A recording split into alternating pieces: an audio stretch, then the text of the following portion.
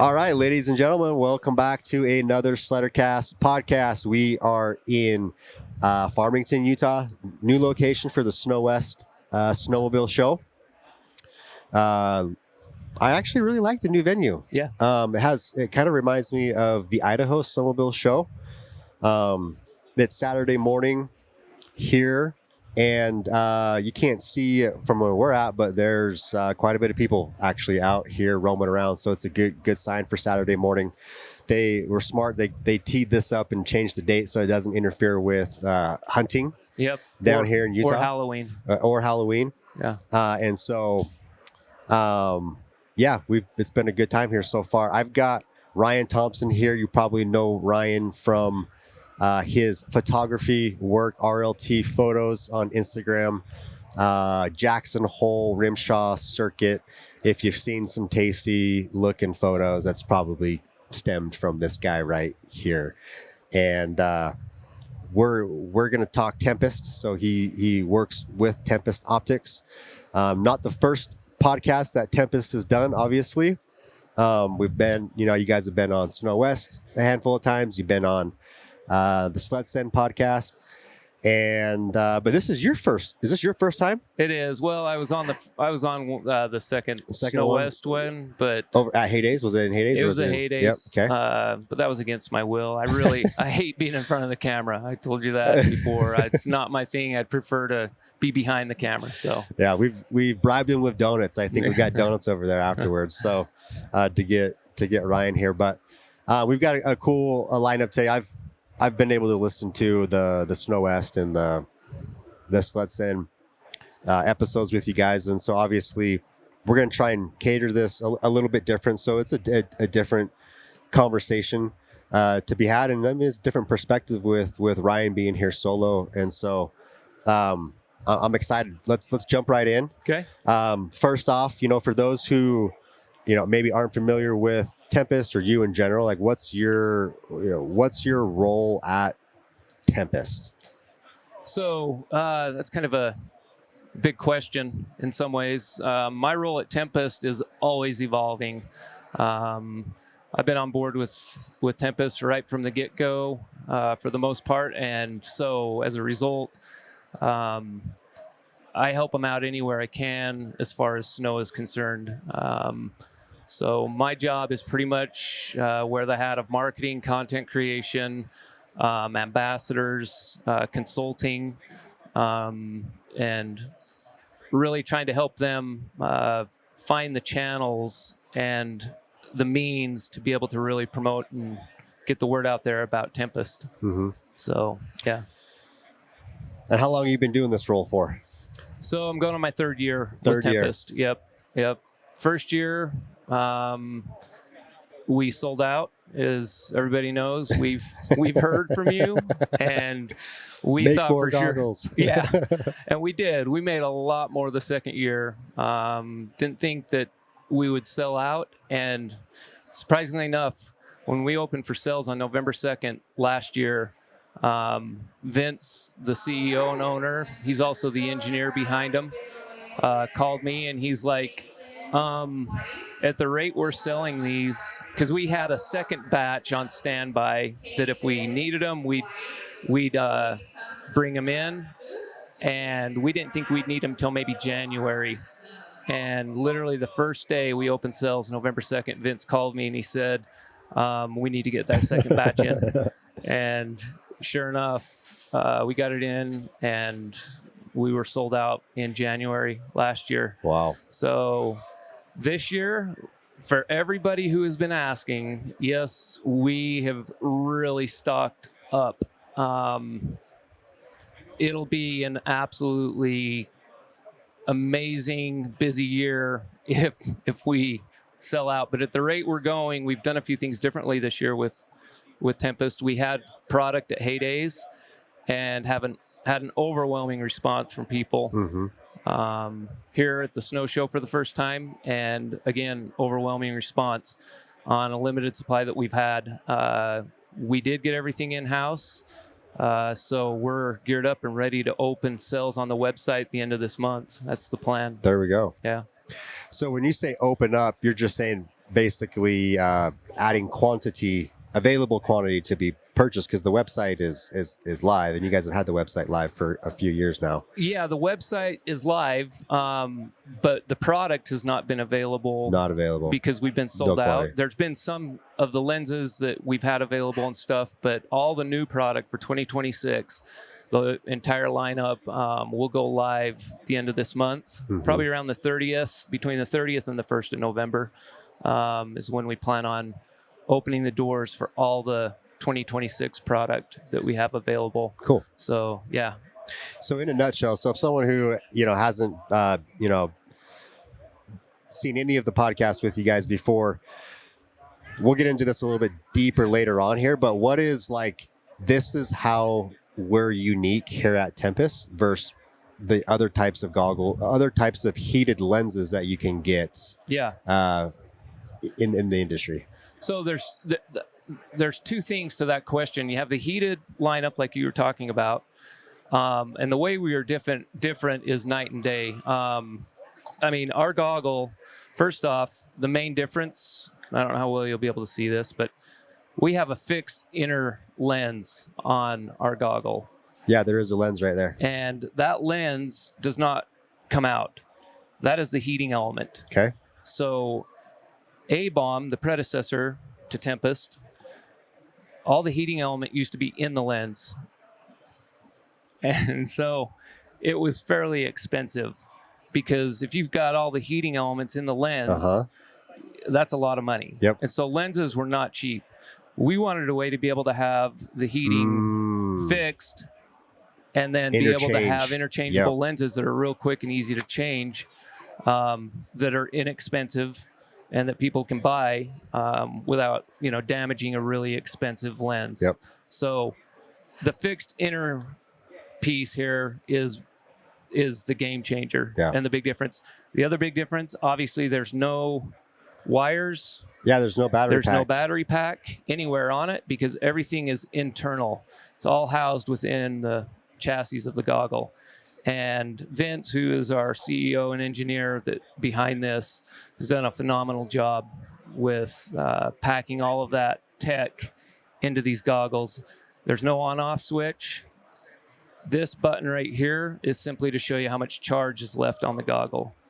That's it. It's not an on-off button. We've got a USB-C charging port right here that is a quick charge USB-C. So every once in a while, you have to remember to charge them. We have guys that are getting anywhere on average from 2 to 5 days of riding between charges. Yeah. So it's easy when you don't have an on-off switch, you don't have anything, no modes of operation. You simply put them on and ride, to remember to charge them. If there's nothing to think about, which is the idea. Our mantra is, KISS, keep it simple, stupid. And so there's no modes of operation, no apps, no battery brick. You just every once in a while need to check the charge and remember to charge them. They'll automatically come on. What's the trigger on that? What's the mechanism of the lever? So there's a sensor inside the goggles that detects humidity and temperature. It's a mathematical combination. And it says fog's about to form. And it will turn on and heat this entire inner lens, which is a tin oxide. It's a material that is electrically conducive, and the entire surface of this inner lens heats up to mitigate fog and get rid of it. I used to fog a ton, sweat a lot, hiking, skiing, doing different things, always getting unstuck. And I kind of get claustrophobic under the goggles and the helmet and rip them off. And, I'm the same way. Yeah. And then inevitably get it wet on the inside, and then you're drying them out because you have fog issues after you put them on. And with these, you dry out the inner section of the lens here, put them back on and go, and they'll dry out with that heat coming on. Obviously, you don't want to get water between the two lenses. Yeah. This is a very tight seal. And if you get water between them, you got to make sure that's really dry, because the water will evaporate in between there, but then it recondenses because that has nowhere to go. Yep. So you need to make sure you dry out the inner part of the lens. But as far as fogging goes, they're unbelievable. Sometimes you'll see it just start to build, and all of a sudden it just disappears. Yeah. So this might be a silly question, but you got two lenses here. The heat mechanism is on the inner lens. Yep. So I guess the silly question is, the fog, can that be on the outer and the inner, or is it like, I'm just trying to think, how Yeah. how So, it builds up, but if there's only heat on the inner, does that protrude out to the outer too, or? So that's a great question. Obviously, the outside lens, if you're in snow and sleet or whatever, you're going to have to clean this outer part of the lens off. It's not going to just automatically heat that off. And if it got hot enough to evaporate that, you'd melt the lens, obviously. So this outer lens is not heated. Obviously, this produces some heat. So there is going to be a little bit of heat in between these lenses. So it can obviously help mitigate some of that on the outside, but it's not there to solve the fog on the outside. The real issue that people have is on the inside. The moisture in there. Yeah. And with a dual pane lens, if you get moisture between that dual pane lens, there's nothing, you can't reach in there with a rag and dry it out and take care of it. With this, you can. You literally it's like taking apart the dual pane, wiping it dry. And the only reason you'd get moisture in there is if you took them off and were changing them in a snowstorm, or weren't really taking care to make sure that they were staying dry while you swapped out your lenses. Sure. Otherwise, as long as there's no moisture in there, you're not going to have issues on this outside either. So, and we use 9 magnets instead of 7 or 5. So super tight fit. And people will ask, so how easy is it to pop this lens off? Mike Tyson, if he punched you in the face, your lens would probably still stay on. So, it's... we're now going to cue the AI generation to generate that. And I already have overlay on the Instagram. I've already replicated that. Oh, heck yeah. Yeah, we'll go find that. Yep. So, yeah. Well, cool. So how... We were kind of talking about this off camera, and I was like, how hard has it been to break into the snowmobile industry? Because Tempest stems from A-bomb, not like, born and raised in the snowmobiling industry. How hard has it been to kind of jump in and say, hey, look, we're not, this brand or this brand or this brand that from the snowmobile industry. We are Tempest and we're different. How hard has that been for you guys to break in? In the beginning, I'll be honest, that was one of the things that kept me up at night was, being entrusted to get the name out there in the snowmobile industry and not wanting to just disappoint. It actually went phenomenally well, better than I could have ever expected. A-bomb already had a reputation for years. And so when we started building off of that reputation, with advertisements and different things from the makers of A-bomb, the nerds that brought us, the A-bomb, people all automatically started gravitating towards Tempest because of that, because we had a lot of diehard fans with A-bomb, even though there was a lot of problems with that goggle, and that are completely done away with Tempest. We still had a lot of very diehard fans who were still wearing their A-bombs, and sad A-bomb had gone away. So it was phenomenal how well we were received in the snowmobile community. And I attribute that a lot to snowmobilers are very much function over fashion. The ski market's a little higher or a little harder to break into for the reason of, A, it's saturated. Yeah. And B, you have a lot of fashionistas in the ski industry, and if they get fogging, they can go in the lodge, be on the gondola, clean them out. Whereas with the snowmobile industry, it can be a matter of, life and death in some situations. And I don't mean that lightly. SARS has gravitated, search and rescue, to our goggle. And a lot of it is for the mere fact that they don't have to deal with any fogging. And so, in fact, I think almost every SAR organization in the state of Utah now is in Tempest. Oh, wow. And they see it as a safety thing. That's cool. Yeah. Good work. So, so we have some great ambassadors that have really helped with that as well.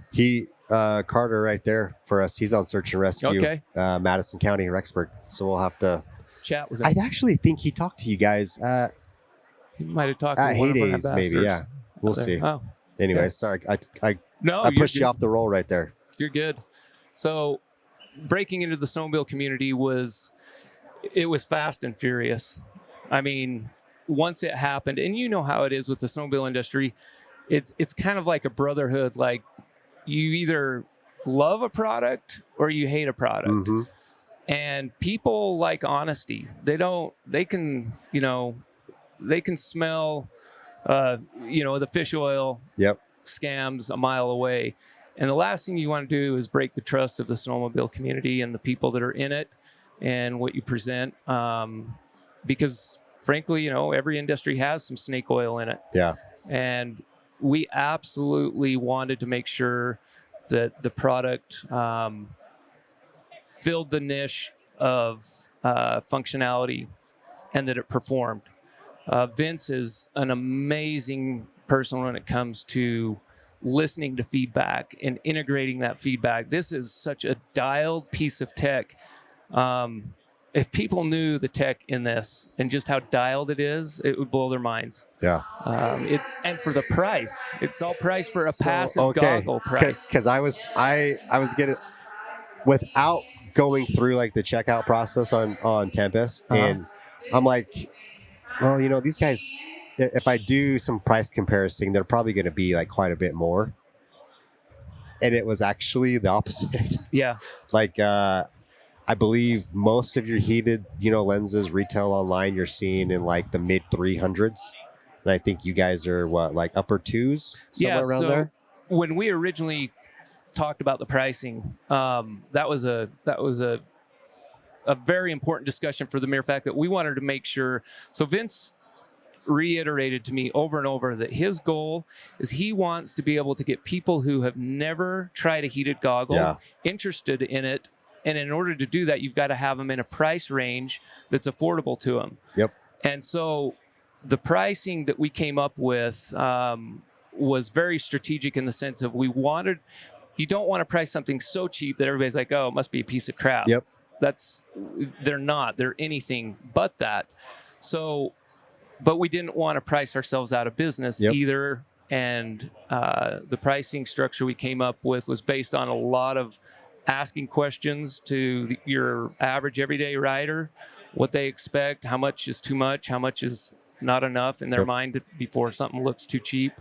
And so our pricing was very strategic, and we feel like we came up with a very good pricing structure for what you're getting. Yeah. No, well done. I mean, I went into it assuming, well, yeah, they can have this cool new thing because they're charging for it, but no, I was surprised that, pricing is in a range where, you're not outselling or outpricing the market. So, well, look at a lot of your passive goggles, high-end passive goggles. They're as much, if not more, than this goggle, but you're getting a heated goggle with this, and so once people have realized that, we knew because of how well it worked in our preliminary tests that we did out west for Tempest.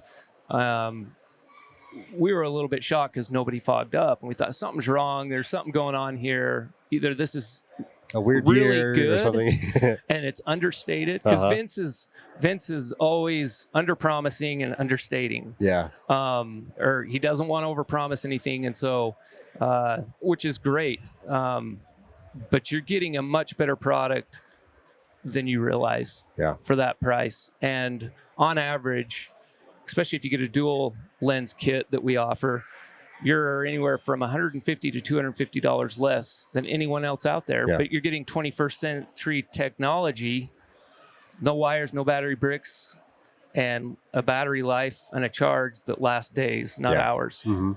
So. Cool. So what's been the most expensive mistake the team has made on the goggle? Anything? As far as like the actual product itself? Yeah, like, oh, you went down this rabbit hole, you thought it was going to be it, and then, oh, nope, not really. A-bomb. Honestly. A-bomb was the learning. I didn't work for A-bomb. Let's put that out there. I was familiar with A-bomb. I came in at the end of A-bomb as far as like a little bit of consulting and stuff. But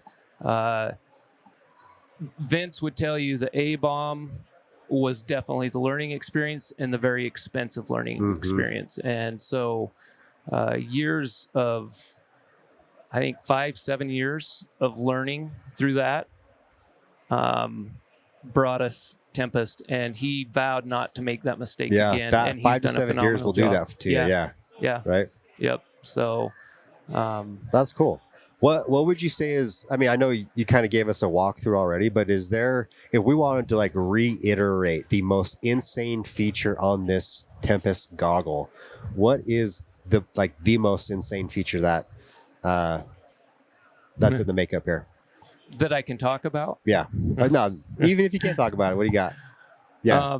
No, this thing, like I said earlier, it is packed with tech that would blow your mind. And it's proprietary. It's some very guarded information. Yeah. But the technology, I would say, that is built in to the chip of this goggle is literally, when we say, join the 21st century, I mean that it's years ahead of anything. And the ability that Vince has to be able to go in and adjust things and change things is phenomenal. So it's been future proofed in a lot of ways, with the future in mind. Yep. And so, yeah, I would say the tech that is under the hood of this is pretty mind-boggling. Yeah, and it's got to be, because really what you're going up against is on the contrary, the tech is, I'm foggy, let me hit a switch. Yeah. Versus I'm starting to get foggy and then it magically disappears. Yeah. Right? Like, yeah. You didn't have to do anything. It's just always there working. And on that note, Vince, when he originally called me and was talking to me and, running past me the goggle before I'd even seen it, and he was like, so here's the lowdown on it. There's no on-off switch. And the first thing that went through my mind was... that's the answer right there. Yeah. What's the most insane? There's no on-off switch. Yeah, exactly. Take that. There you go. Yep. The most insane feature is putting it on and it just works. Yeah. But he said there's no on-off switch. And it took me a second. I said, well, there's no way to turn it on or off? He's like, no, it's all automatic. And I had a hard time wrapping my mind around that until I got the goggle and tried it out. And the more that we have no on-off switch, the more feedback we get. We've heard yesterday and today, people come by and say, it's absolutely unbelievable how well your goggle works, and I don't even have to think about it. So we thought of some ideas, and I don't know if I'm getting ahead of myself here. Sorry, Vince, if you don't want people knowing this, but it's all stuff we've discussed. And it's part of the feedback. We've had people say, yeah, it'd be cool if there was an on-off switch just in case. But one of the ideas that has crossed the table that we've discussed is the option of a little chime inside. So when the battery is low, when it gets to a certain level, there's an audible feedback, just letting you know. Yeah. It's not saying there's something wrong. It's just saying, hey, we know you've gone 4 days and you haven't charged these. This is just reminding you that I might need a little bit of juice before your next ride. Yeah. So like my lawnmower. Yeah. When it gets full, makes that high pitched sound I can't stand. Yep. Awesome. Okay. Well, the blueprint of a really good goggle. I mean, I think you've kind of hit on a lot of those aspects of what a really good snowmobile goggle is, but maybe a really good snowmobile goggle can do this, should do this, and this. So how does Tempest look at that? So a really good goggle should not cost you an arm and a leg. The tech's out there and the framework has already been done. A lot of the work's already been done for a good all-around goggle. So it shouldn't cost you an arm and a leg. Your goggle should also, and this comes back to a question that we get a lot. How does it fit in this helmet or on this face? And obviously, it's one goggle chassis, and you're trying to fit every facial feature, out there. And so obviously some things are going to be a little bit different for every person. And some people are more sensitive in other areas, but we believe that a goggle should definitely be comfortable and that it should do its job. It shouldn't fog up on you. We absolutely believe that for no reason, you should not be having fogging issues. Don't let fog ruin your day. And that comes back to the pricing, and have that for the pricing structure of a passive goggle without the heating. And we've been able to do that. So I would say definitely something that eliminates fog, something that's priced correctly, and something that fits the majority of people. That's important. You want kids. I have 6 kids. And I'll tell you, there's nothing worse than going skiing or on a snowmobile ride with 6 kids and having all of them fogging up. And that doesn't sound fun. No. And this has solved that. In fact, this year, one of the new things, and we haven't announced this, so first place you're hearing this. Oh, wow. Okay. Here we go. Maybe you announced it on Snow West. I don't remember. But I'm pretty sure this is the first announcement. We have what's called an Asian Fit goggle. Okay. So I didn't come up with that name. Okay. That was explain yourself the here, Asians Ryan. Came up with that. Okay. So they have a smaller bridge on their nose. Okay. And they needed something that fit better around the bottom of the eyes and the nose. And so they've packed more foam in around the nose. Oh, okay. And just over slightly under the eyes. And that allows it to fit much better on children. Okay. On women, on people in general who have smaller faces, Yep. and that bridge of their nose is maybe smaller. Oh, cool. And so that the airflow isn't coming up through the bottom and causing problems. So we're going to have a limited supply of those this year. Just try it out. Is it on both the OG and the Infinity? So or something to clear up on that question, that is a common thing. The OG and the Infinity, the only difference between the two goggles, the only difference is right here, the lens. Outer lens. Okay.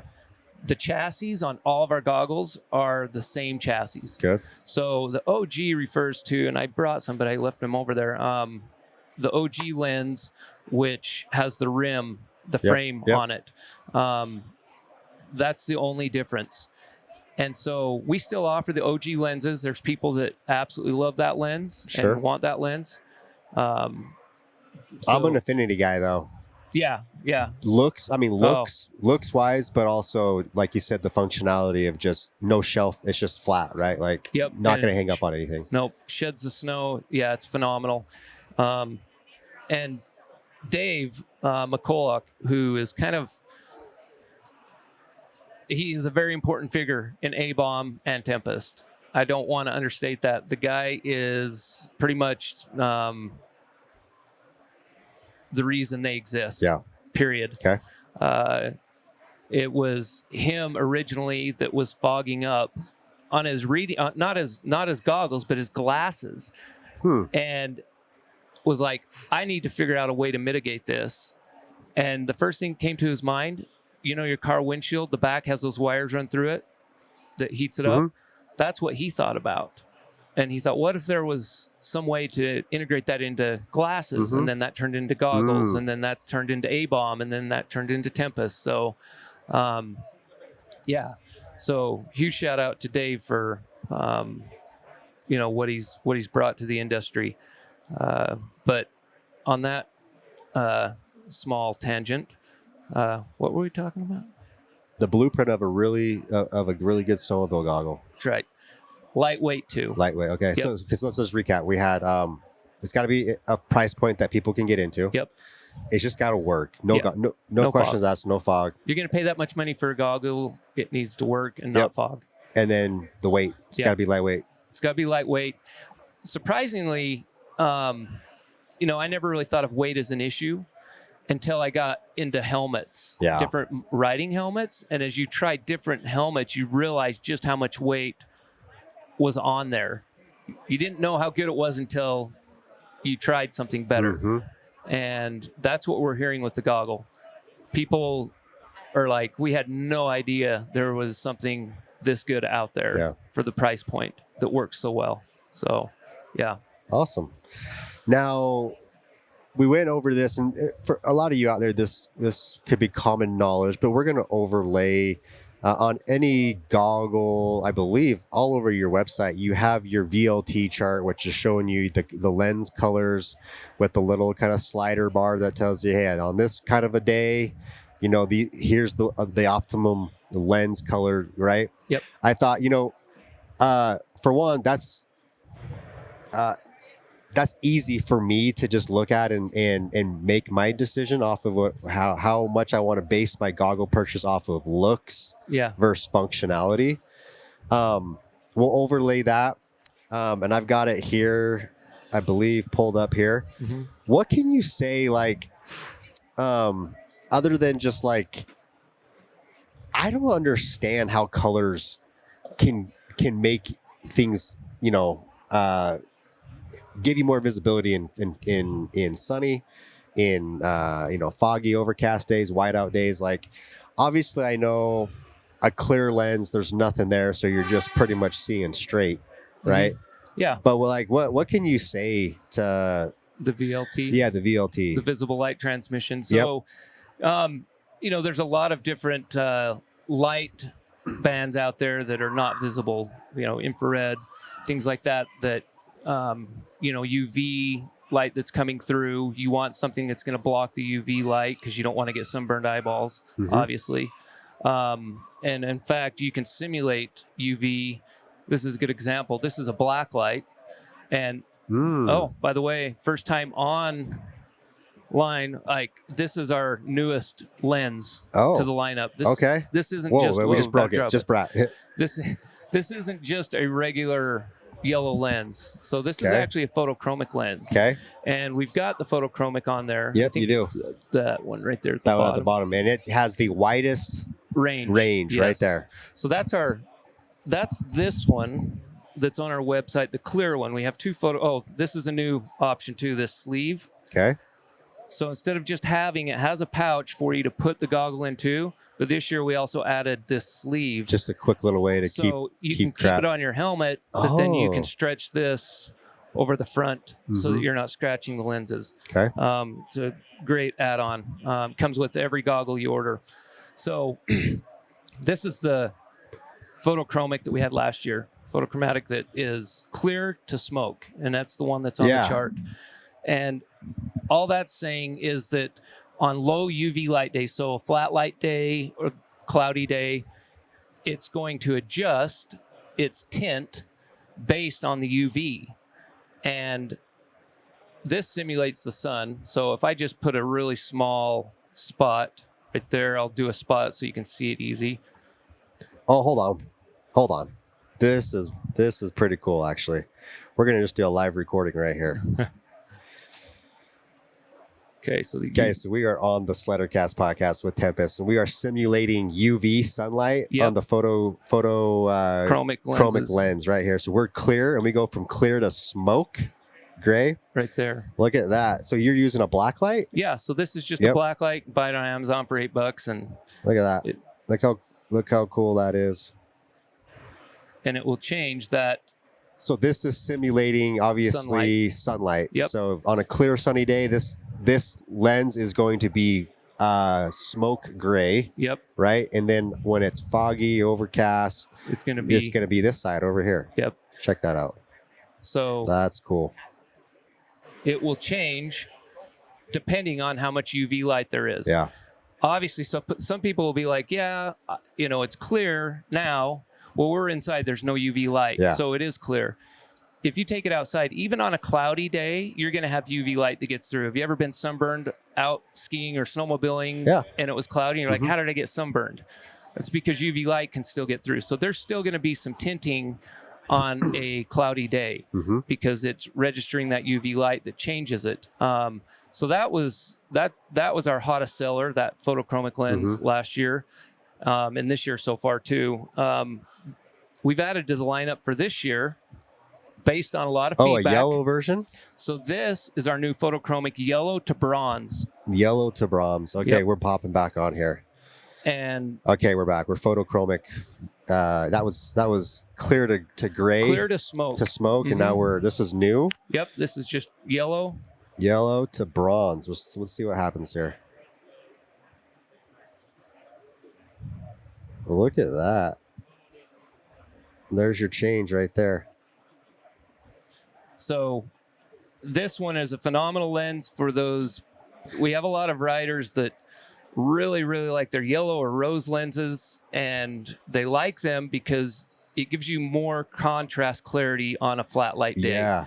So this not only gives you that clarity of the yellow tint, but if it's sunny and you've kind of got those clouds going in and out where you're like, I don't want to switch lenses, or you're going into the trees and you need something that's going to adjust, the new yellow to bronze is the key. So to clear it up for the average guy or gal out there, your clear to gray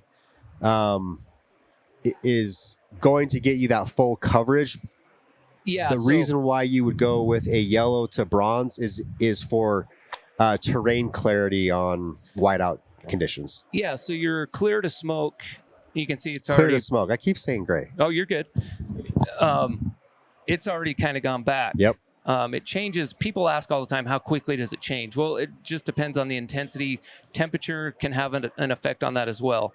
But your best all-around lens, like if I was buying one lens for every condition, it would be the photochromic lens, because then it would adjust accordingly. And we've had people say, I have a yellow lens and a rose lens, but I just leave the photochromic on because it does everything. Yeah. And so this is a great lens for those days where it's in and out, sunlight. You're not sure if it's gonna snow later, not snow, and you just want one lens. This is the go-to. The idea behind this one is not only it's the same characteristics, it gives you a darker color, so it blocks out the really bright sunlight. Obviously not as well as something as dark as this one, but it still darkens significantly so that it protects you from those really bright rays on a sunny day. But then if it clears out or clouds in and snows and it's flat light, or you're in the trees, then you're going to have the beautiful contrast that the yellow gives you. And we put up polls like, rose or yellow? Are you a rose person or a yellow person for contrast, on the VLT scale? And they're pretty much because they're pretty much the same, identical. right? Identical on that scale. As far as their visible light transmission.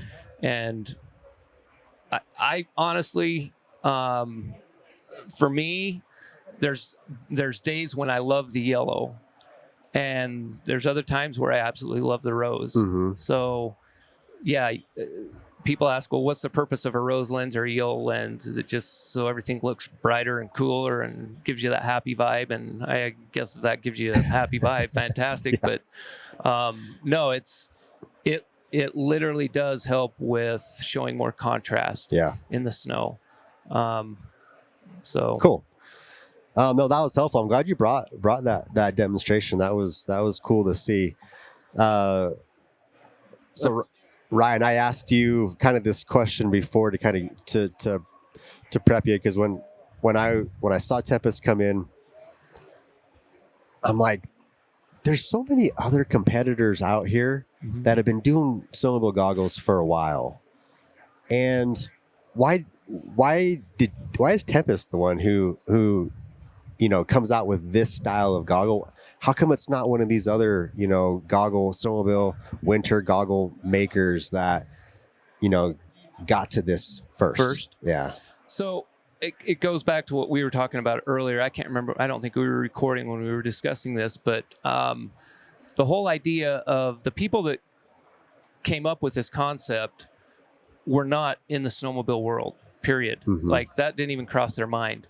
So they were thinking of it through a different paradigm. They had their paradigm of what a heated goggle should be. And that heated goggle that they had envisioned didn't include a battery pack or wires. It was all internal.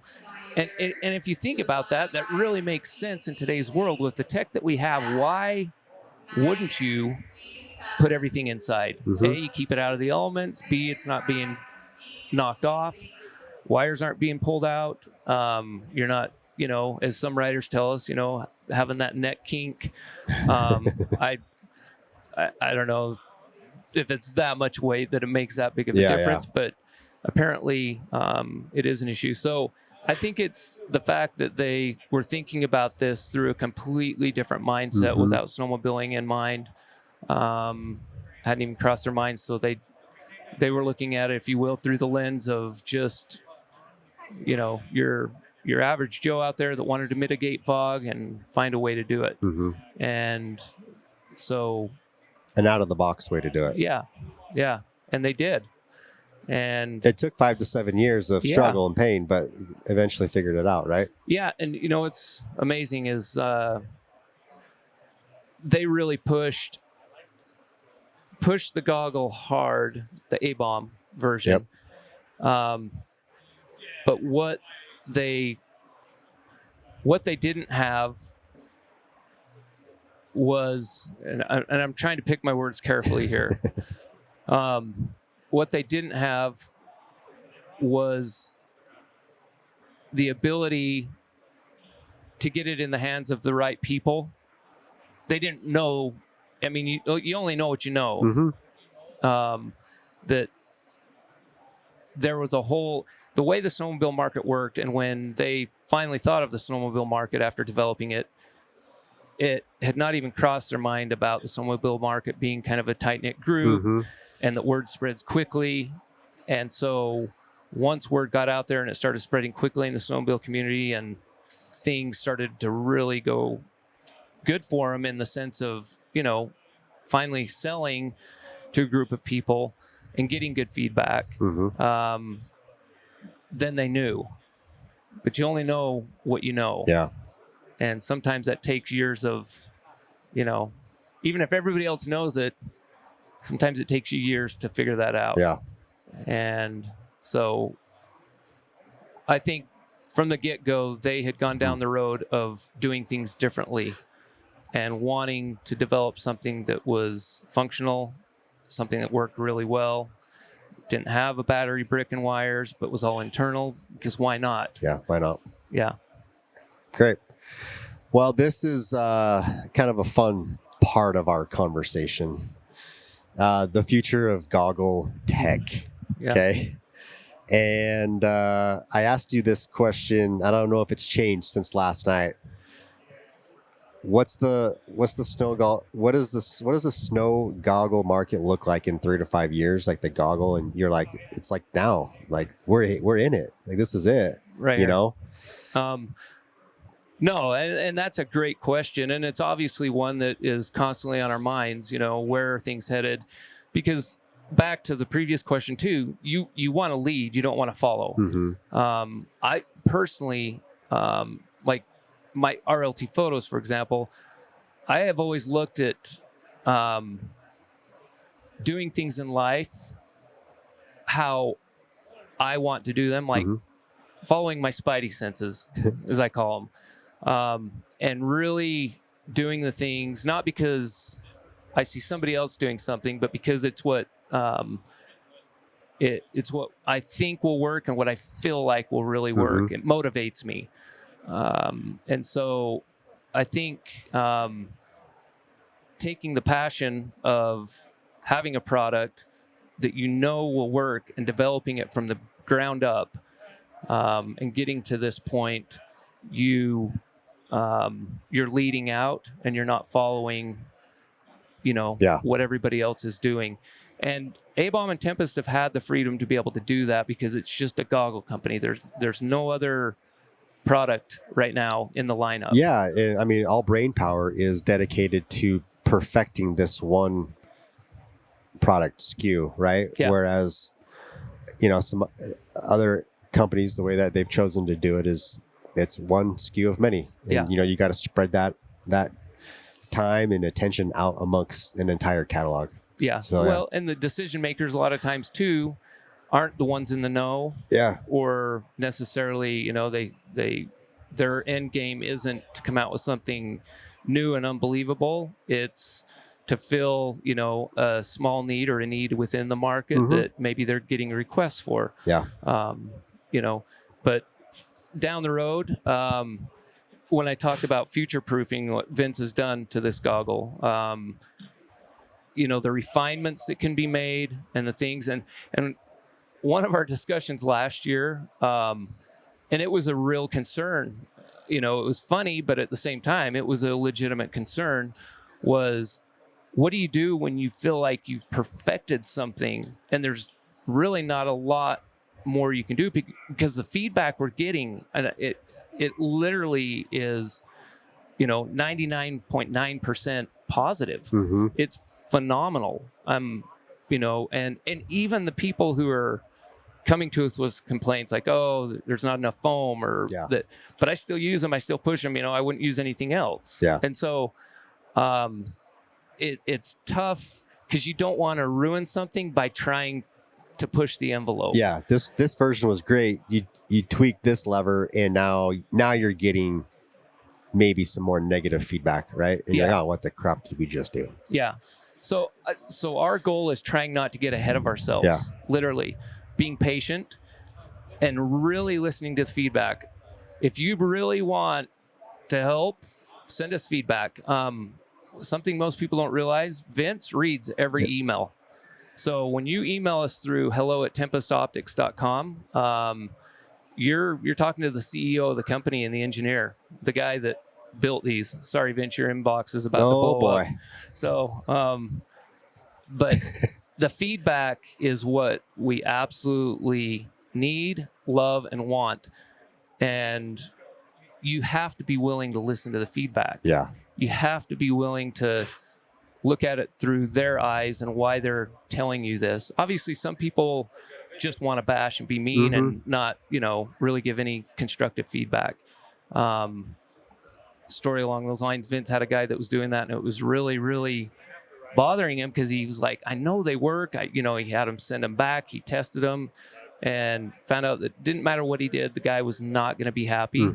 So he made him an ambassador. And it's been phenomenal. It's been one of our greatest ambassadors. Yeah, that's cool. That's a cool spin on it. Yeah. So Vince takes that stuff seriously. Yeah. He wants to be able to innovate and grow, but we don't want to do it based on what we think is going to be the best thing as much as the feedback we're getting. And so a lot of the changes you'll see, I think, over the next few years will be small tweaks based on feedback and information that we receive. And obviously, if we have an idea that we know is killer, you'll see it. Yeah. You know, that's an interesting thing. And I don't want to noodle too far off of this, but we see the whole feedback thing a lot with Deviant Ink. Now, imagine you having to make this goggle from scratch every time someone places an order. That's our model. We hardly ever print the same graphics twice. It's so customizable, different machine, make, year, model, tunnel size, logo here, logo there, you know, color this, color that. There's a lot of margin there for a human to mess up, right? So if you're coming at it, like you said, with, hey, I'm coming at this with, I want to provide feedback, right? Businesses need that feedback. And if you come at it like as a jerk, you're going in the jerk folder, man. Like, I'm not dealing with you. Okay. If you come at it as like, hey, I actually want to help you guys, you know, fix this, that gets filed. That happens once, it catches your attention. Yeah. Someone else comes and has a similar thing. Okay. And you get a third person that does that. The quickness, the ability to jump on something and fix it quicker. Skyrockets so much faster, right? You need that feedback from your users. So I guess I don't know where we're going with that, but it's like, we see the good feedback, we see the bad feedback. If you really want change, like, don't be a jerk. Yeah. Well, and feedback, as you know, from a business standpoint of view, is critical. But customer service, in my opinion, customer service is the key. You really need to let the customers feel like they're being heard. Yep. And that they're being listened to. Obviously, as we grow, and we're growing very quickly, it's tough to respond to every single message, or whether it's from Facebook, Instagram, TikTok, All whatever. the 12 different ways, right? The 10,000 different ways to get a message from somebody, and then trying to remember where that message was and then respond to it. But we do our absolute best to get back in a timely manner. And Dave, kind of on a side note, Dave McCall, who's one of the founders of the company, he answers a lot of those. He wanted to help out in some way, and so I put him on to Instagram and Facebook Messenger and said, you can help. You're respond on to the some front of this lines stuff. now, bud. Right? And he loves it. Yeah. He does a great job. Well, cool. A few podcasts ago, earlier this year, actually at the Jacksonville Hill Climbs, we had Rory Edwards on from Onyx Off-Road. And we talked about some goggle tech, and we were like, we were talking about terrain navigation, slope, angle. Where can we get, because they cover that in their app, but it's like, imagine if instead of it being in an app, but it's now in your goggle, and it's POV. Trying to find a photo for you. Yeah, it's POV as you're riding through your terrain. You can just point and shoot basically, and your color codes are popping up on slopes, right? And you're getting to see what your slope angle is in real time. That was a piece of tech that I hadn't thought of until Rory was like, this stuff is probably coming. Like, if you think about, how useful is that? Yeah, it's so useful. And then, I know last night we were kind of chatting about this too. You're going to pull up a photo? Yeah, I probably show it to you offline, but it just is. If I don't do it now, I'll forget. Yeah, but, sure. Yeah. Anyways, as far as goggle tech goes, like, there's the hardware, and you guys have done a pretty good job to this point in creating something that's unique, cool, and works. But there's also the tech side, and what can you talk about as far as maybe fun conversations, or hey, let's throw this up on the board and see what sticks. Like, how's Tempest view that? So yeah, I mean, obviously that's a fun rabbit hole to go down, and we've done it multiple times. I'm very ADHD, and so I go down rabbit holes a lot, and Vince and I sometimes will get on conversations about things, and next thing we'll know, we're like, what were we talking about to begin with? Because we go off on a tangent like that on tech and options. And A-Bomb originally, a lot of people don't know this. Some people who are very familiar with A-Bomb know this, but there was a time where they really catered to the military. And that was kind of the idea. It was like, hey, let's, special forces, special ops, things like that, and see what we can come up with. And they came up with some pretty rad tech. I saw it firsthand. I'm telling you, I was blown away. There's some pretty amazing stuff. But it really didn't go anywhere because, obviously anything with the military typically changes with every presidential election and who's in power and all the red tape that there is to go through to get a lot of that stuff out there. So the cost versus, what it's going to take to actually make it happen just isn't there in a lot of it. But I think, and we talked about this last night, my idea that I've had and if anybody out there wants to do this, I guess knock yourselves out, but is that whole concept of having, if you're out riding in a meadow in a new area that you've never ridden before, and so you're not quite sure where the rocks, the stumps, or any of that stuff is at, have the ability to push a button on your goggle and see a split view of the summer view and the winter view of where you're riding. So you can literally turn your head and see in real time, so to speak, what that metal looks like in the summer, where the rocks, the stumps, and different things are. And there's enough people out there with cameras that they could go and film that, like collect that data. Collect that. Yeah. I mean, imagine, hey, goggle, switch to summer mode. Yeah. Boom. Oh, take a little peek. All right, hey, goggle, switch back to winter mode. Boom. I know I'm not going there. Right? There's a stump sitting right there. Yeah. Yeah. Or, you're looking at a drop that you want to do in the winter, and you're out there in your razor and you're like, I wonder what that looks like in the winter. You know, if there'd be enough snow to make that drop, and vice versa. Yeah. That's so cool. Yeah. So anyways, if any of you guys have the ability to make that happen, there you go. Yep.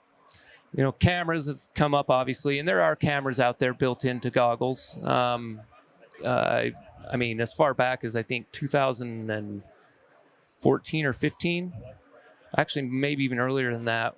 Some of the I can't remember the goggle brand. My brother actually still has a pair from, I think he bought them in 2015, that has an HD camera, which at the time was like 720p or 1080, I think, if you were lucky. So, but anymore, I mean, I'm a professional photographer, and this is my camera 95% of the time now. Yeah, that's so wild. So it's so amazing. Handy. Yeah, we were saying, we're probably gonna get to a point at some point in the near future where we're gonna look back and say, that's really funny that we had this kind of thing dangling up on, underneath our visor or on top of our helmet that captured video. It's all just sitting right here. Yeah. In our goggles. So, or like we mentioned, we talked about last night, what if we had goggles or not goggles, but tech that you didn't even have to carry a camera with you. You just literally got on your phone and ordered a satellite video for 5 minutes of wherever you were at, and have a satellite turn around, tone in, and zoom in on you and shoot a drone-like footage of you out in the meadow or ripping up a hill or through the trees. Yeah. I mean, there's no reason why that couldn't happen. Then you're not even carrying a camera. When that is an option, that is a wild time. Yeah. Yeah, that's crazy. Well, we're getting close to here wrapping this up, Ryan. We got just kind of a quick little fire round for you. So these are like quick, snappy. Okay. Kind of quick, snappy answers to some of these questions. First question is, what do you love most about the Tempest Goggle? You probably have already said it 3 times in this episode already, but as my cousin Lonnie, who's also an ambassador, says, stupid easy. Hashtag stupid easy. They're literally stupid easy. Just stupid easy. Yep. Okay. Love it. Now here's a hard one. What do you love the least about the Tempest Goggle? Is this Vinny approved? No.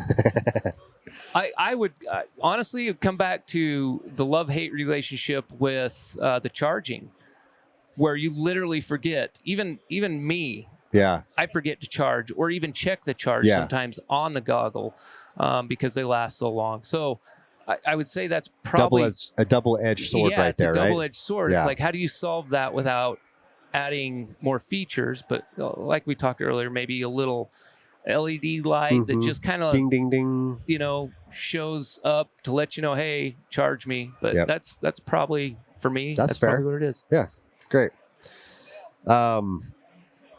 Craziest real world test that you've seen done or had done on a Tempest Goggle? So there was one that last year, and I have the video of this from Jackson Hole. So Farron Gilbert was climbing Jackson Hole, and maybe some of you will remember this. And he got just past I think it was the second or third catwalk, and he was headed up, and he got in the rock garden. It was right below the rock garden. Wheelied up, came over backwards, and the sled narrowly missed the tunnel, like hitting him in the head. and then he slid down the hill face first with his goggles bouncing off the rocks and just going through the snow. And at the time, we'd had a few people ask us how well the magnetic lens stays attached. And when Farron resurfaced, his lens was still on, and he busted off the visor on his helmet, everything. And those goggles took a beating, but lenses stayed on. Yeah. So that was a real world test that we weren't it wasn't anticipating. planned, but what is? But then also riding through trees and taking branches to the face that are unexpected, and still having your goggles handle it like a champ. This last spring, at one of our lakes that was semi-froze over, I decided to walk out, bust a hole through the ice, and do a polar plunge. And then again this year, I also took him up to the Pacific Northwest to Washington State on a family vacation.